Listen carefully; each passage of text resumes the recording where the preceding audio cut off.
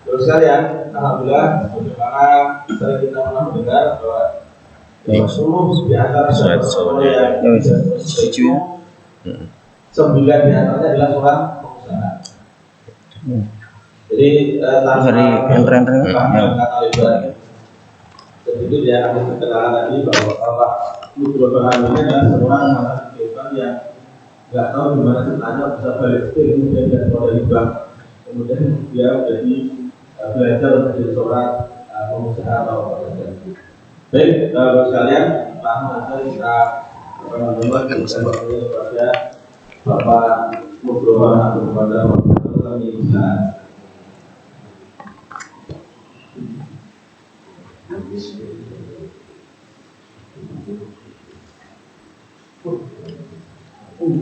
Mau sampai dia gitu.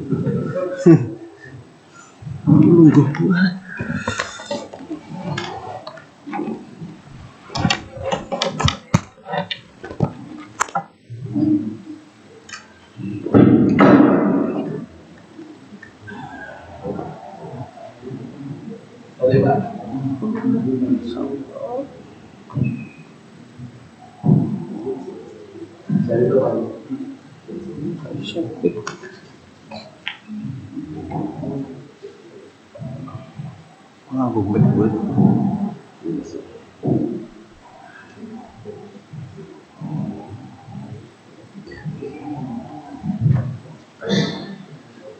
Mungkin kadang di bawahnya, di atas kedua, dia Pak setan yang ilusi. Dia dapat kursi mudah-mudahan membuat kelompok.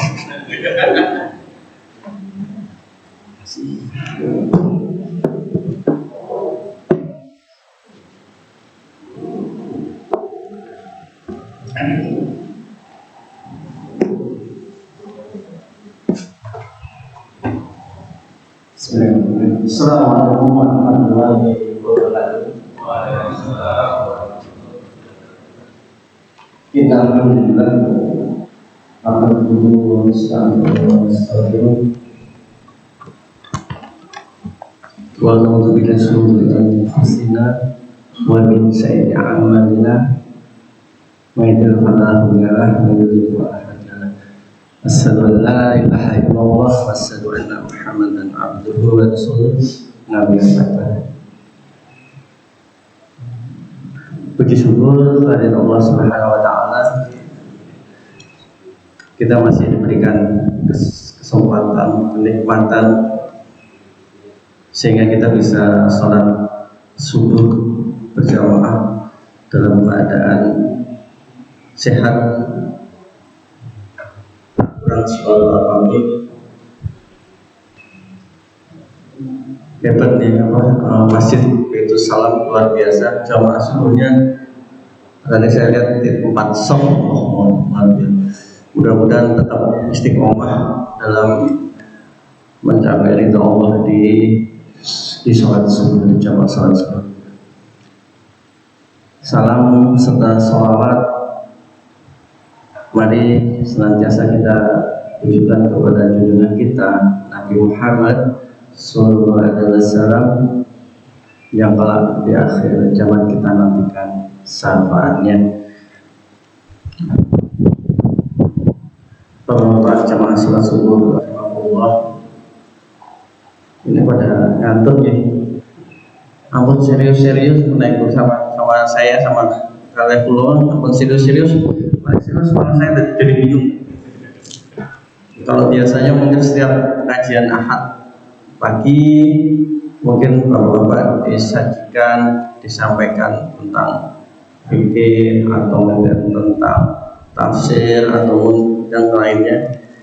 Yang kita hari ini insya Allah yang ringan-ringan aja gitu ya. Ini saya awali dengan pantun aja. Beneran serius banget. Pergi ke sungai memancing ikan. Wah, cek isu, cek ngantuk gitu. Kalau masih cakep gitu. Pergi ke sungai memancing ikan. Cakep gitu loh Pak. Cekal. Dapatnya ikan arwana. Cakep. Salam saya ucapkan dari saya Nugroho Wahyu Jatmiko, harusnya itu Nugroho Rahanu sebenarnya. Rahanu itu kebetulan kami punya lab di Solo namanya Rahanu, Rahayu dan Nugroho. Rahayu itu istri saya. Saya ada lab di kayak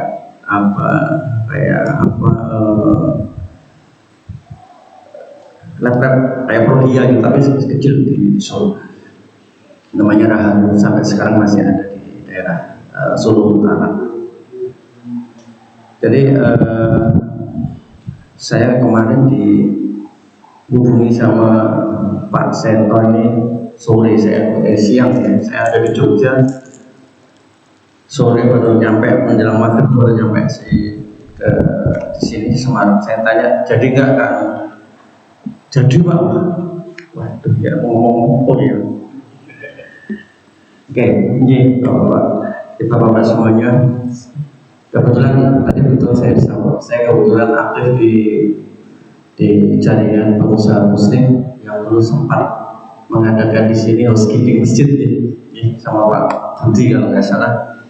Terus aktif juga di paguyuban usaha kuliner Semarang. Kebetulan saya ketuanya juga aktif di Genpro. Pokoknya tukang kompor gitu, tukang kompor untuk bisnis khusus untuk UKM, usaha kecil, peso singkatannya, usaha kecil, mikro. Kalau saya nggak usaha kecil, omset miliaran, Allahumma amin. Saya ini kalau bicara di sini kan susahnya. Bapak-bapak ini namanya sudah senior, sangat mungkin sudah nyaman di dunia karyawan gitu, kayak Pak Budi, dosen. Mungkin yang lain-lainnya mungkin juga begitu. Nah, cerita bisnis ini, wah harus baca tua Pak. Gitu. Biasanya kan begitu. Yaitu kalau kita di kuadran itu kan ada kuadran karyawan, terus kuadran sebagai self employment, jadi kayak praktek dokter, praktek pengacara, terus sebagai bisnis yang terakhir sebagai investor. Itu kan ada kuadran. Tapi kalau kita terlalu nyaman di dunia pekerjaan, jangan-jangan kayak kemarin COVID 3 tahun yang jadi karyawan banyak di PHK juga kali gitu, termasuk warung saya juga sempat bleret gitu. Tapi alhamdulillah masih bersyukur masih bisa bertahan, dan insyaallah hari ini sudah semakin membaik.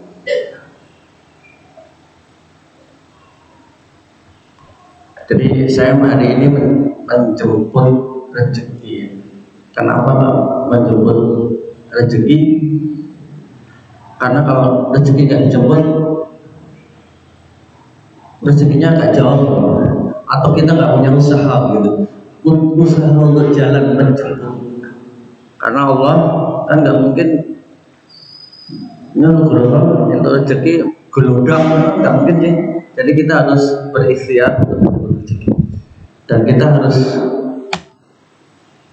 merubahnya sendiri. Inna Allah la yukhairu ma biqaumin hatta yukhairu ma bi anfusihim. Jadi ini sangat, kalau orang yang ngomong bisnis pasti ayatnya seperti itu. Jadi saya lumayan hafal, tapi kalau imamnya tadi panjang itu masuk, saya nggak begitu mengikuti. Jadi begitu. Kalau orang-orang untuk pengen mengubah diri kita sendiri, ya kita itu nggak bisa dirubah tanpa kita merubah diri kita sendiri. Allah tidak mengubah keadaan sesuatu kamu kecuali kamu itu sendiri yang mengubahnya. Jadi kita harus menjemput rezeki kita itu. Kita harus menjemput bisnis kita. Kalau kita hanya di rumah, maaf, kita di masjid terus dikir bagus, tapi kalau kita nggak pernah berikhtiar, sangat mungkin kita tidak bisa memperoleh rezeki yang berlimpah.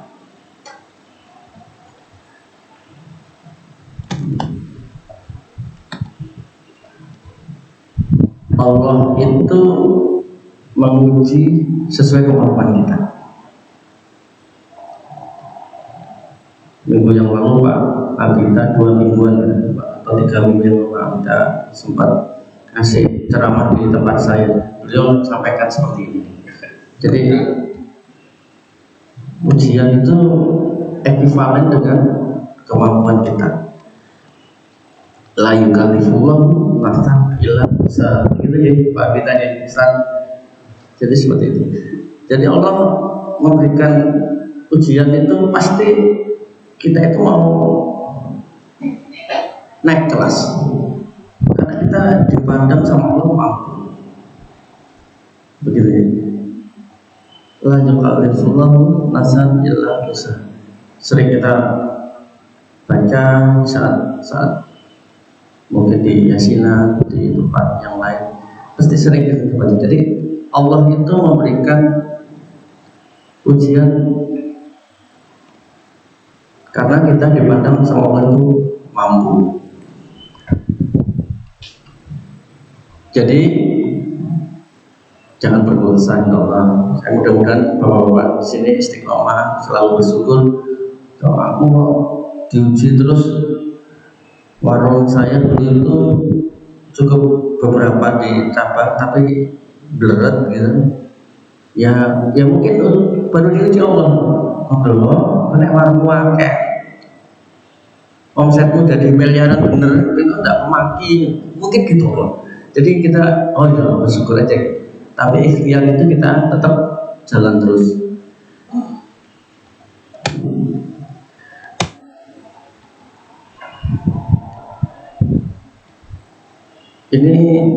Ini disclaimer ya, ini khusus untuk yang pengen bisnis, karena saya khawatir yang sudah karyawan ujuk-ujuk besok datang ke tempat saya, Pak saya sudah resign, di tempat kerja saya pengen bisnis apa? Saya khawatir seperti itu, karena saya pernah alami ada 2 orang beberapa tahun yang lalu, sekitar tahun 2016-2017 datang ke tempat saya, kerjanya di bank konven.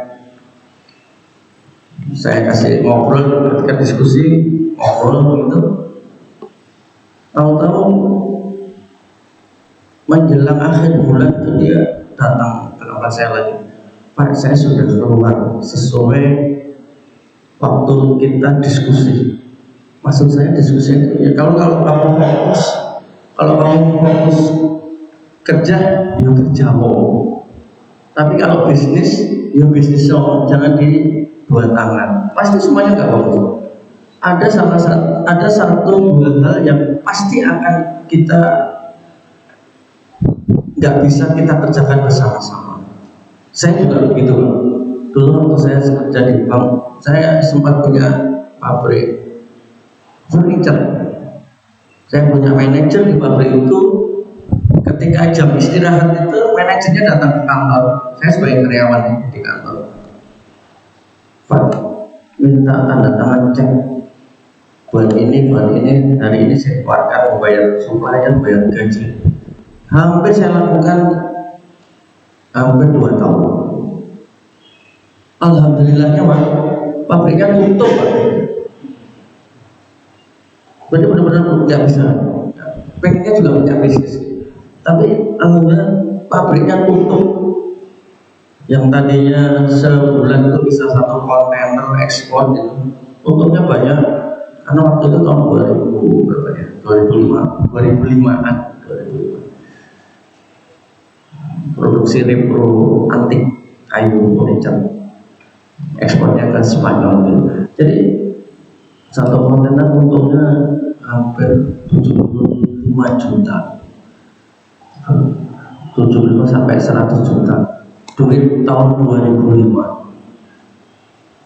Jadi dolar masih sekitar 6.000. Jadi sangat sangat menggiurkan. Tapi itu kita nggak bisa fokus.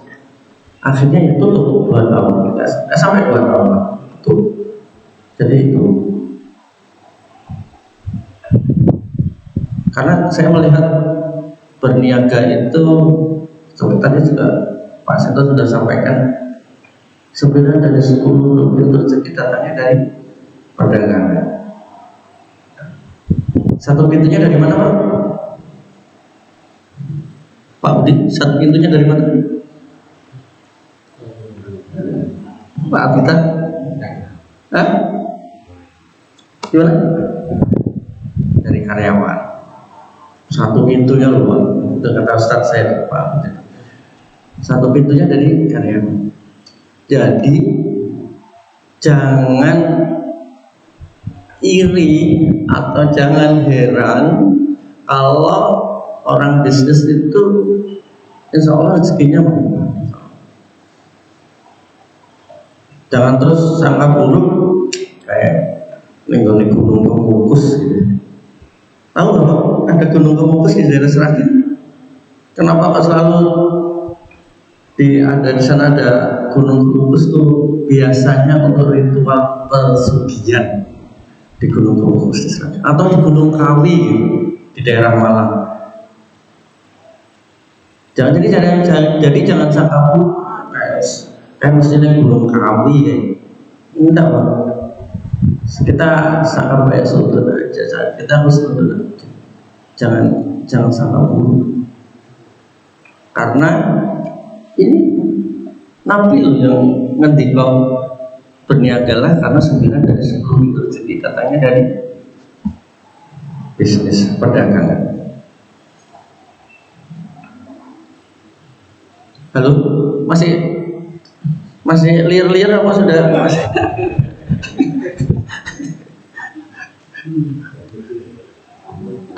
Kalau aku protes aja Pak, aku diskusi aja. Liar-liar ini udah malah ngantuk apa ini?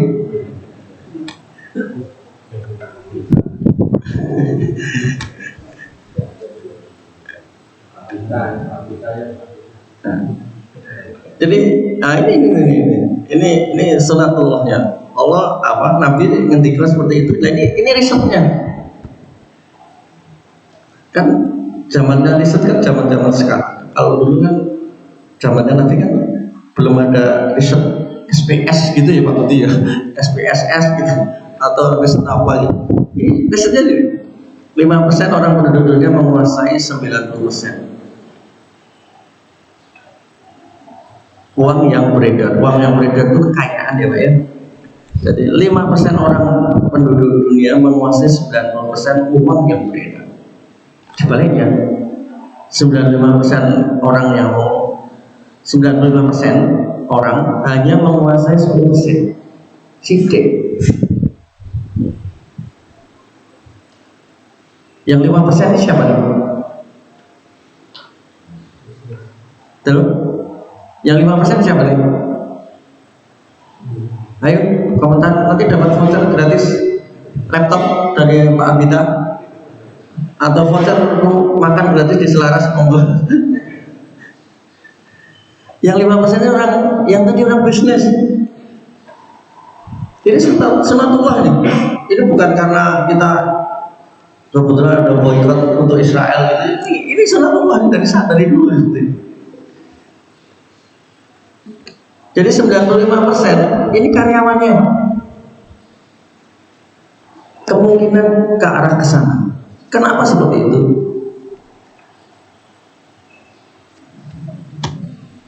Kenapa seperti itu? Sekarang kita hitung.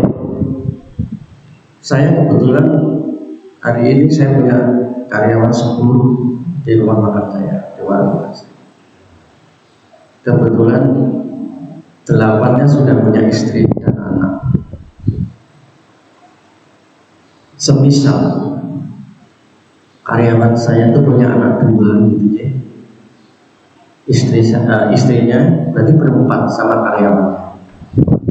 Mendoakan ke saya, ya Allah semoga Pak Nugroho sehat, amin gitu loh. Nah, ini bukan bukan 2024 ya. Ya Allah, semoga Pak Nugroho sehat. Amin. Terus bisnisnya lancar. Amin. Doain orang 4 Pak. Kali 10 kalau karyawan sedikit. Berarti berapa? Orang 40. Lah panjenengan yang karyawan nih, kira-kira yang doain berapa? Saya sebagai karyawan, paling istri saya dan anak saya 2. Kalau anak-anaknya 2 dulu. Kalau nggak punya anak ya repot juga kalau mamanya. Yang doain orang 3 Pak. Itu saya 10 karyawan. Lah kalau jarum atau gudang garam berapa ratus ribu karyawan. Itu sunatullah. Ini sesuai dengan riset-riset dan juga sesuai dari hadis Nabi. Gudang garam itu puluhan ribu, katakanlah dia punya karyawan 20 ribu. Sendung hakim ping papat 80 ribu. Itu dari misalnya kalau jarum 80, kalau jarum 80 mungkin 20 ribu. Terus dia ada bisnis lain BCA, ada bisnis lain apa lagi yang kerugian. Jadi sangat sunatullah kalau bisnis itu ya begitu. Kalau di sisi karyawan ini, di sisi karyawan beda kalau ASN atau di ASN tuh satu divisi kepalanya 1, terus ada kepala bidang, ada kepala seksi. Dan kan jumlah ASN sama jumlah karyawan swasta bagaimana? Pasti swasta. Swasta itu kan yang ada sebagai pengusaha kan, orang pemiliknya kan pengusaha. Jadi begitu doa. Mungkin seperti itu. Jadi ada benang merah di situ. Hadis Nabi, terus ada riset. Terus saya ada ilmu gatot-gatot tadi, misalnya doain tadi berempat. Jadi kan seperti itu.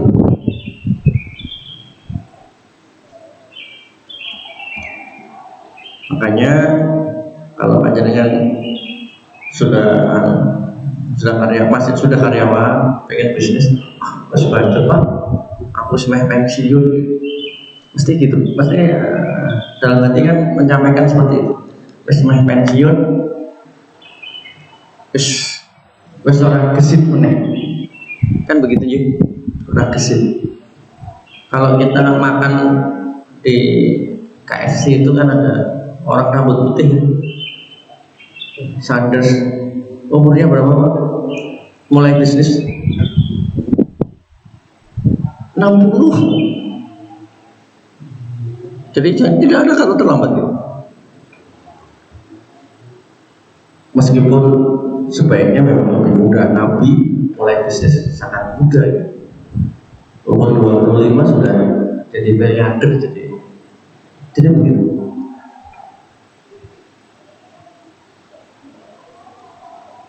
Begitu ya. Jadi jangan salah dulu pada saudara-saudara kita yang karyawan, konsultan, bolak-balik rumah, bolak-balik ganti mobil, kita sangka baik aja. Ketika kita menjadi orang berbisnis, kita bisa ngaji kapan saja. Misalkan ini hari Ahad kebetulan, mungkin hari Senin, harus siap-siap kerja. Kalau kita punya bisnis, enggak Pak. Coba tanyakan ke Pak Budi, jam 7 itu pasti beliau sudah mempersiapkan di keluarga, mungkin kalau istri untuk anak-anaknya. Kalau bisnis saya buka telepon anak buah, kok keluarganya gue sih keluarganya lain. Saya di warung saya gitu. Aku acara dijahit dolan Pak Senton HNI seperti itu Pak. Itu orang punya bisnis. Pak geser bisnis mulai beranjak tua keringgingan.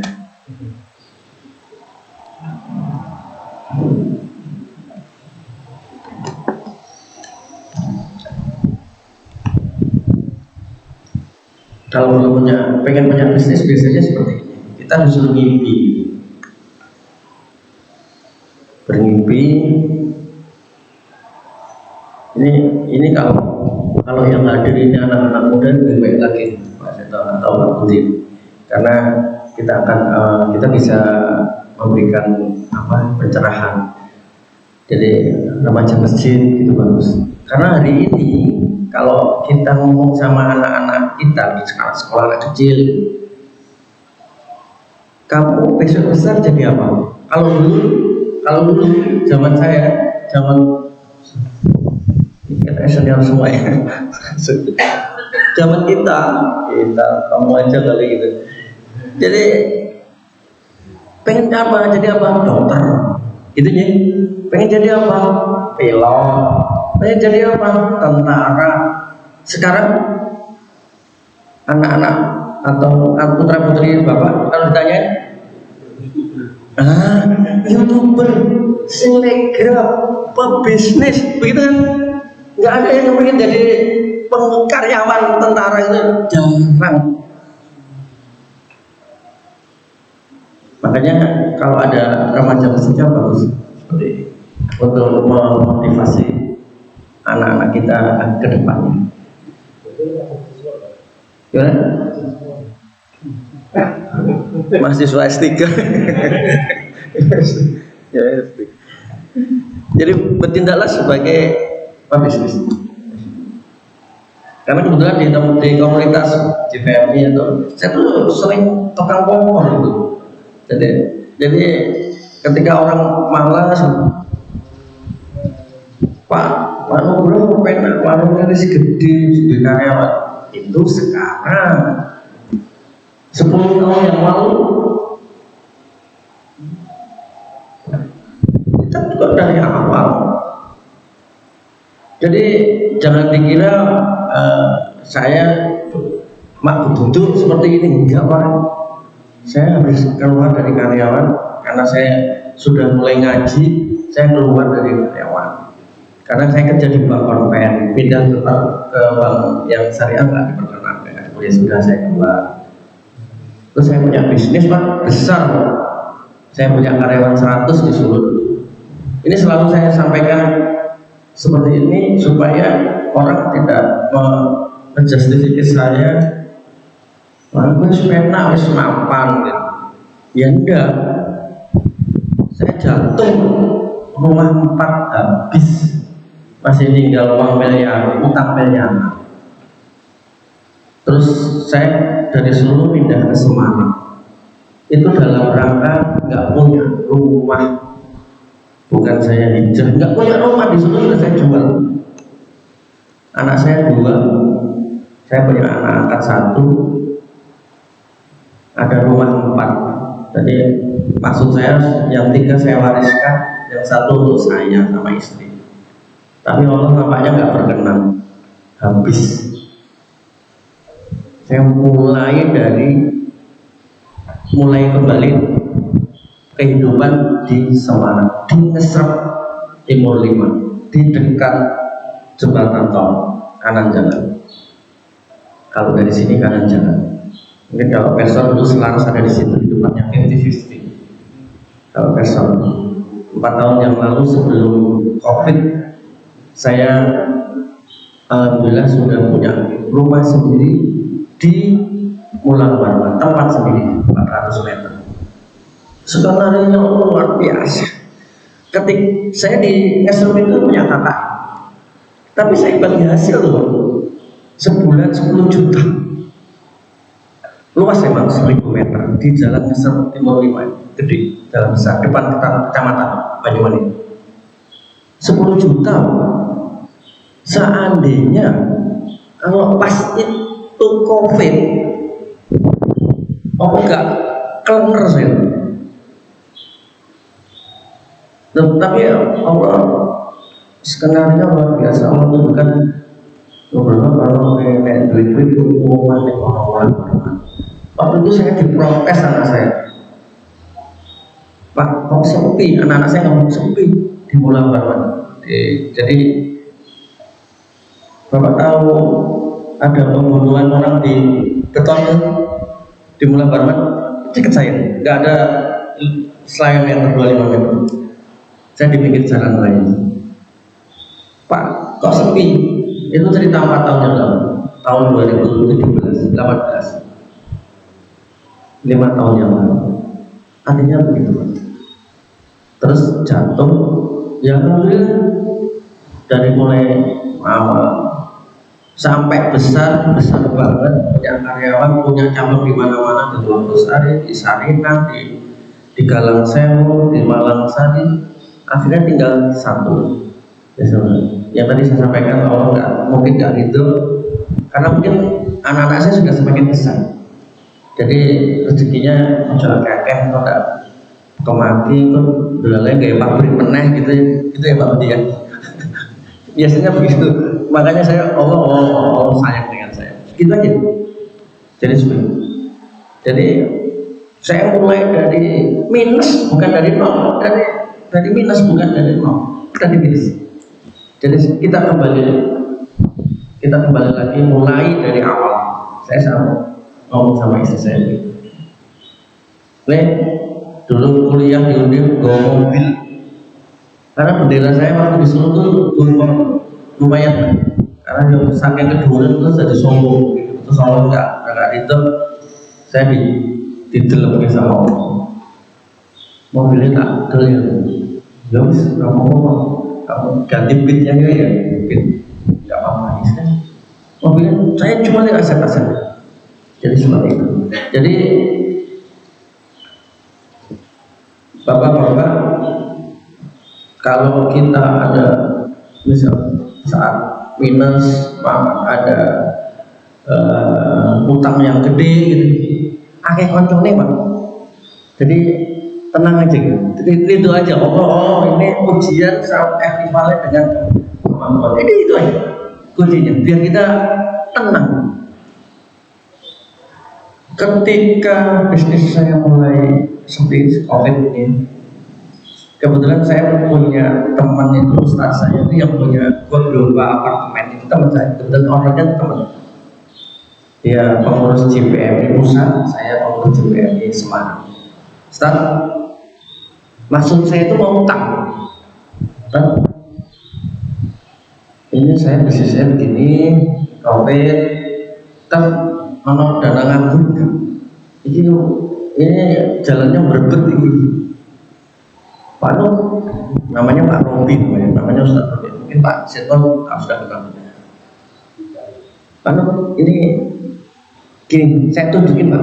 Ini ada orang yang rugi 30 miliar. Itu tenang aja tuh, harapnya sangat malah diceramai. Ini yang 30 miliar tenang enggak ya? Akeh koncone Pak. Saya Goldomba itu kan sampai ratusan miliar, tenang aja gitu. Saya enggak, tapi Goldomba. Saya tahu persis karena yang bangun Goldomba kemudian dari inisiasi awal itu saya tahu persis sekian nilai investasinya sekian, tanahnya sekian, ini masih belum seluruhnya laku. Beliau enggak tambah mumet. Jadi tenang aja, pakai koncol nih Pak. Ojo terus maaf ya Pak, anak-anak itu sidik-sidik. Saya kira musuhnya bunuh diri gitu ya, kena pinjol bunuh diri, mau gak mau mati. Jadi kita tenang aja gitu. Ketika kita punya utang ditagih, pakai koncol nih, segitu aja Pak. Serius ini. Karena mungkin Bapak Ibu para semua dulu merasakan ketika sekian M ditagih itu dulu ketemu omai aku ganti rumah itu omai itu juga asal kita tetap ridho aja, ujian sama dengan kemampuan lah yuk kalau udah itu aja ayatnya itu aja itu aja. Jadi tenang aja Pak. Ini bukan berarti saya golek konco ya, utangnya kayak gitu ya. Jadi itu memang seperti itu. Tenang wae akeh koncone. Jangan dikira orang yang rumahnya bagus Itu aja lah di Cordova itu apartemen. Saya bisa tunjukkan orangnya. Mungkin suatu saat saya bisa datangkan beliau sih untuk kasih kajian. Karena dia ustaz. Betul. Jadi seperti itu, bapak-bapak semuanya. Oke, balik ke topik. Bermimpilah bertindak sebagai pengusaha. Nah, kepengen sudah jadi pengusaha, jadi kita harus mimpi. Kita harus bertindak sebagai pengusaha. WA grupnya, kalau saya dulu keluar dari bank, saya sudah nggak pernah berhubungan dengan karyawan teman-teman saya. Karena ketika kita mungkin sekarang ada WA group, wah WA group ini harap itu bonus tuh ning grup ini apa tuh ya itu, aduh ini sih dodolan payu gak orang ngerti mau untuk bonus, akhirnya kita jadi melemahkan kita gitu.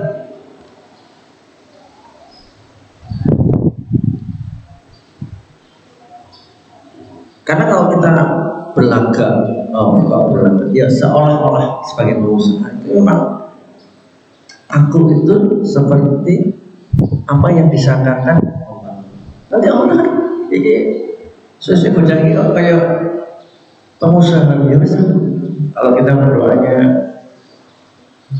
yang mulainya tertib, Tuhannya tertib, insya Allah itu ridho. Aku itu seperti yang disangkakan hambamu. Ini Allah yang kata, yang tinggal, yang bicara hati-hati sekali. Aku tuh, jadi seperti itu. Selanjutnya membuat kalimat afirmatif. Afirmatif itu kalimat positif. Kalimat positif itu aku kudu iso. Kudu iso dari jatuh, masuk aku gak iso. Jadi begini. Jadi itu agar kita nggak melemahkan kita.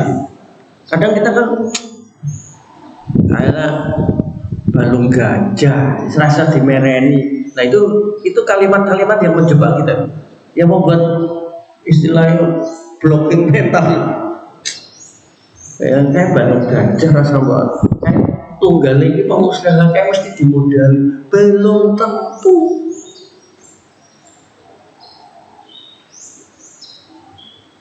Begitu aja. Katanya jam 5 sholat. Sekarang jam 5 sholat. Sesuai nih kak. Wes surup bisa. Lanjutnya nih, mungkin sudah banyak yang hafal, sudah banyak yang mengerti. Saya ingin bisnis ya oleh ide yang baik. Orang mau HMI toh, misalkan begitu, ya kayak siapa ya? Terus orang mau servis laptop toh, misalkan begitu. Jadi harus ada modifikasi.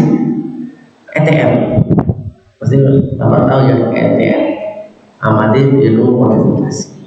Jadi harus ada yang unik-unik. ATM-nya amati tiru plek terus gak usah dimodifikasi meneh gini lagi ajaran itu ada dimodifikasi amati tiru plek apa yang fenomena sekarang ini amati tiru plek bangun teh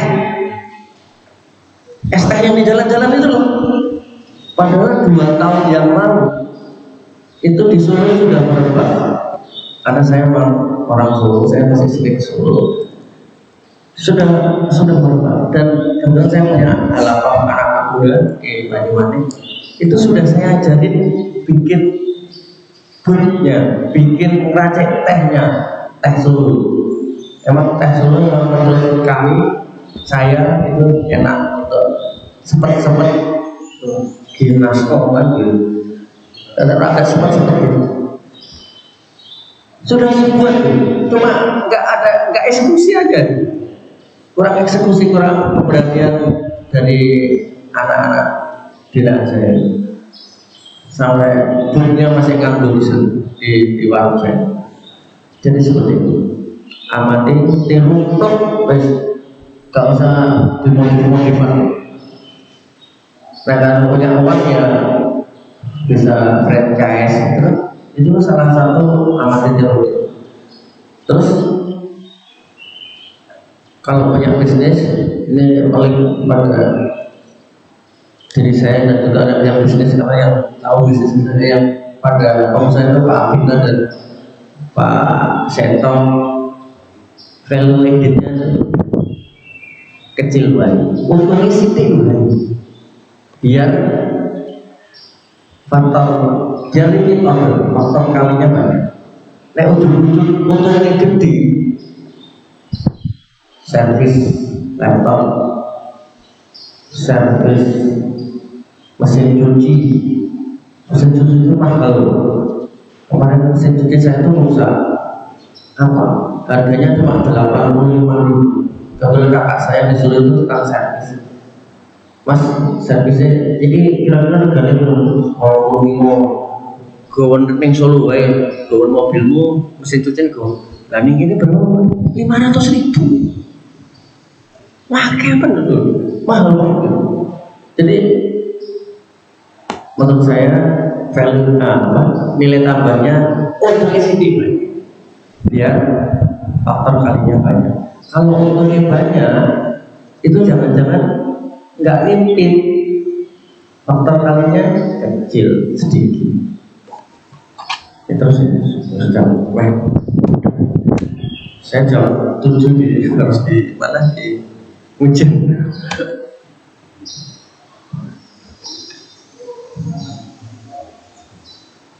Otak kiri lawan otak kanan. Otak kiri itu apa? Yang selalu mikir.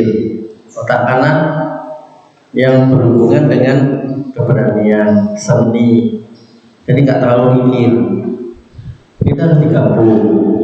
Nggak terlalu mikir. Kalau kita sudah punya bisnis kayak proposal, tapi nggak dieksekusi, ya mau dua nih untung, nggak rugi.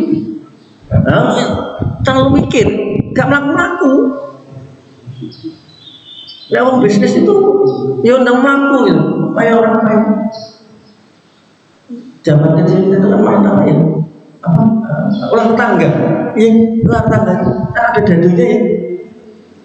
Kalau saya nggak mau dipeluk,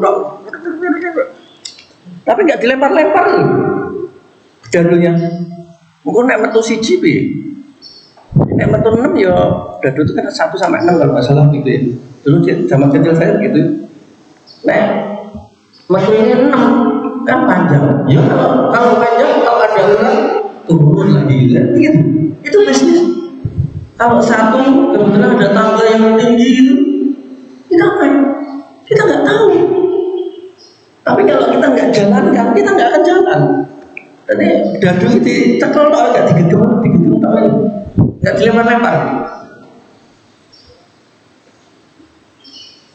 Kalau kita punya pikiran, tentu lah kalau mungkin itu dulu. Ya kayak saya tadi, nggak eksekusi teh. Ya kejadian lainnya sudah banyak. Kemarin anak-anak datang lagi, Pak, dia kok nggak ke sebelah, kamu nggak berani. Semuanya lihat di modalnya Pak. Kira-kira saya kok nggak eksekusi kenapa? Karena mereka jaga 100% modal dari saya. Ketika dari saya 100%, orang itu nggak akan semangat anak-anak. Semuanya. Jadi begitu. Jadi kalau bisnis itu ya itu lakukan, dan dilempar gitu. Kalau nggak dilempar nggak tahu kita maklum. Terus satu lagi, kalau punya pikiran bisnis, maaf, ini terminal dan kostar itu mantap. Stasiun itu sekarang bersih ya, apalagi airport. Mungkin terboyong, mungkin saya nggak ngerti. Saya sudah lama nggak masuk ke terminal terboyong. Dulu kan kalau kesannya kusem gitu ya. Bapak pernah pernah ke terminal terboyong? Nah, dulu ya, sekarang jarang ya, nggak pernah dulu. Dulu kan kusem. Nah, kalau bisnis itu juga begitu. Bisnis ketika kita ada di terminal terboyong, kebetulan kita sakit perut. Kita harus buang hajat kita nih di toiletnya kan. Toiletnya kusem. Tapi kita harus tetap tuh. Enggak kita mau melanjutkan perjalanan bis apa enggak? Kemana-mana itu nanti kotorannya kan begitu. Oh, kita harus toiletnya ini harus dicek, lampunya ini kurang terang, mungkin yang tadinya 3 watt diganti 20 volt. Itu bisnis. Kalau kita nggak pernah nyemplung, kita nggak akan ngerti kurangnya apa, lebihnya apa yang perlu diperbaiki. Ya kayak tadi main ulang tangga kan, ibaratnya begini. Sampai koridor ini damai koridor ini kan selama aku gitu. Kalau main ulang tangga itu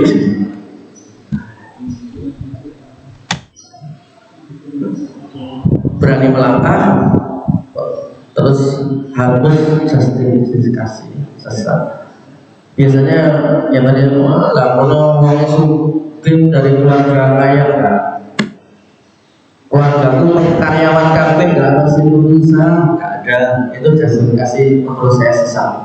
Nggak ada itu. Keluarga saya satu-satunya orang yang jadi wira swasta. Teman-teman, keluarga saya, kakak-kakak saya itu bukan saya rakil, seluruhnya karyawan. Jadi nggak ada itu. Aku dengan keluarga pengusaha nggak ada. Kita harus, kalau kita menjadi pasti calon bos. Ini sudah jam segini. Itu tadi Pak Bina ya. Ini jangan terus ya.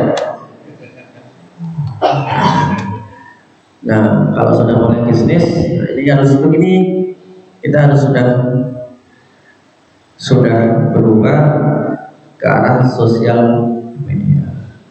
TikTok, sampai TikTok ini ditutup sama pemerintah yang live jualan. Sekarang kita seperti ini. Hari ini posisi kita seperti ini. Orang tinggal duduk, tinggal mau makan, mau cari apa, sudah ada semuanya.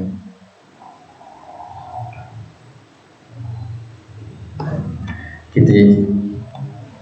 Bisa ada yang bisa cerita dari orang ini.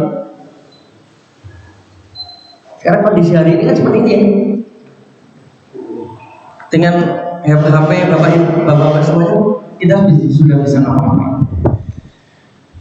Oke, ini kalau diterus-teruskan sampai jam 8.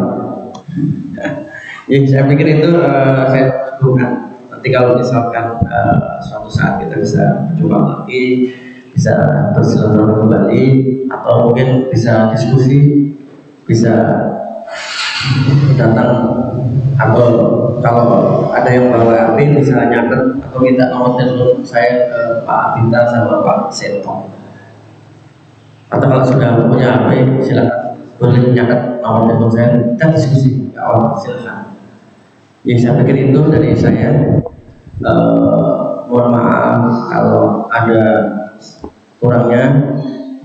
Saya tak tutup sama pantun. Mau dibuka sama pantun ya tak tutup. Beribadah ke kota Mekah, cakep. Mereka bisa mulai kita pantun. Ingin sholat berlama-lama, cakep. Semoga acara ini membawa berkah dan bermaslahat untuk kita semua. Amin. Terima kasih Bapak. Mohon maaf kalau ada kata yang salah. Wabillahi taufiq wal hidayah. Assalamualaikum warahmatullahi wabarakatuh.